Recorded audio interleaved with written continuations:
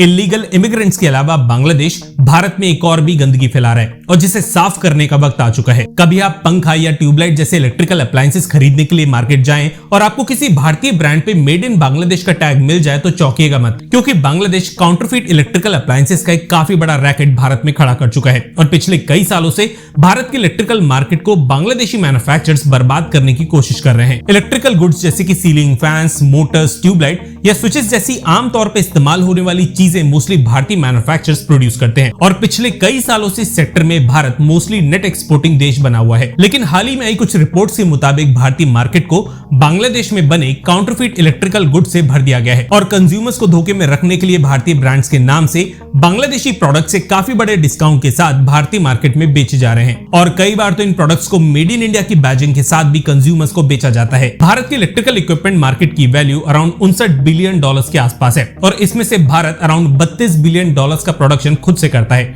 मतलब अभी भी डिमांड और मैन्युफैक्चरिंग में $27 बिलियन का एक काफी बड़ा गैप बचा हुआ है। इस गैप को भरने के लिए भारतीय ट्रेडर्स मोस्टली यूरोप या एशिया के किसी और दूसरे देश से कई बिलियन डॉलर्स के इलेक्ट्रिकल गुड्स इंपोर्ट करते हैं और इस इंपोर्ट पे अच्छा खासा टैक्स भारतीय सरकार को चुकाया जाता है। लेकिन बांग्लादेश और भारत के बीच कई जगह से ओपन बॉर्डर्स की वजह से बांग्लादेशी मैन्युफैक्चरर्स को भारत में फ्री में घुसने का मौका मिल जाता है और नॉर्थ ईस्टर्न राज्यों के थ्रू करोड़ों रुपए की मोटर्स, पंखे, ट्यूबलाइट, एलईडी बल्ब्स, स्विचेस और इवन नकली कॉपर की वायर्स भारत में स्मगल कर दी जाती है। इनमें से कुछ ऐसे भी प्रोडक्ट्स होते हैं जो खुद बांग्लादेशी मैन्युफैक्चरर्स नहीं बनाते बल्कि किसी तीसरे देश से इंपोर्ट करने के बाद उस पे भारतीय ब्रांडिंग करके सीधे भारतीय मार्केट में एक्सपोर्ट कर देते हैं। और कमाल की बात यह है कि इन्हें ओरिजिनल भारतीय ब्रांड से आधे दामों में भारतीय कंज्यूमर्स को बेच दिया जाता है। अकेले तेलंगाना में काउंटरफीट प्रोडक्ट्स की वजह से सालाना 600 लोग मारे जाते हैं। ये एक बांग्लादेशी न्यूज आउटलेट है और इस आर्टिकल में इस बात की पुष्टि की गई है कि ढाका जैसा बड़ा शहर काउंटरफीट प्रोडक्ट का एक काफी बड़ा हब है, जहां काफी कम कीमत पे गुड्स इंपोर्ट किए जाते हैं, उन पे ब्रांडेड लोगोज लगाए जाते हैं और फिर बांग्लादेश से दूसरे देशों को एक्सपोर्ट कर दिया जाता है। अब इससे ये हो रहा है कि ऐसे फर्जी अप्लायंसेस की वजह से एक्चुअल ब्रांड्स पे से लोगों का विश्वास कम होता चला जा रहा है और कंपनीज की ब्रांड वैल्यू घट रही है। बांग्लादेश खुद भारतीय इलेक्ट्रिकल गुड्स का एक काफी बड़ा इंपोर्टर है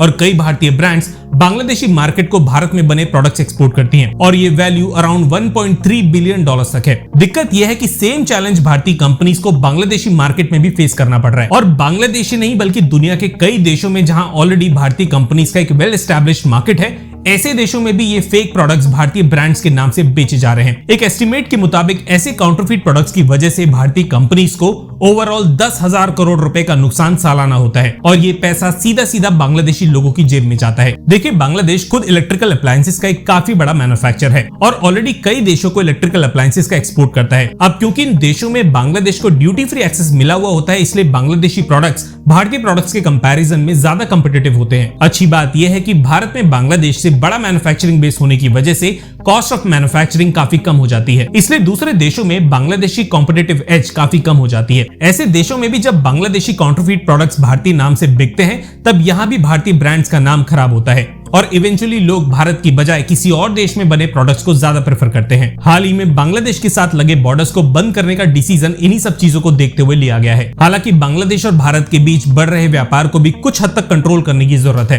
भारत ऑलरेडी बांग्लादेशी गुड्स को एक काफी बड़ा मार्केट एक्सेस दे चुका है और इसका फायदा बांग्लादेश के साथ साथ बांग्लादेश के कुछ करीबी देश भी उठा रहे हैं। हमसे सहमत हैं तो हाँ, वरना कमेंट सेक्शन में ना लिखने के बाद वीडियो को लाइक किए बिना बिल्कुल भी मत जाइएगा। धन्यवाद। जय हिंद।